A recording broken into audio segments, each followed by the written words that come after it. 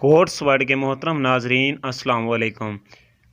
آج کی کچھ مزاحیہ باتیں۔ پہلوان کی ٹانگ نیلی ہو گئی، حکیم کے پاس گیا، اس نے معائنہ کر کے بتایا زہر پھیل رہا ہے، ٹانگ کاٹنی پڑے گی۔ 3 دن بعد پہلوان کی دوسری ٹانگ بھی نیلی ہو گئی، دوبارہ حکیم کے پاس گیا، اس نے کہا یہ بھی کاٹنی پڑے گی۔ اس طرح اس کی دونوں ٹانگیں کاٹ کے پلاسٹر کی لگا دیں۔ چند دن بعد پلاسٹر کی ٹانگیں بھی نیلی ہو گئیں۔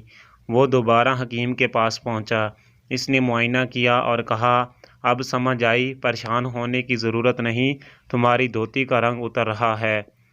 سکھ 2 سال کی ٹریننگ کے بعد جب محاذ پر گیا تو اس نے اپنے آفیسر سے پوچھا سر بیرل کا رخ اپنی طرف کرنا ہے یا دشمن کی طرف؟ آفیسر نے کہا بیٹا تو جدھر بھی کر لے، فائدہ ملک کا ہی ہوگا۔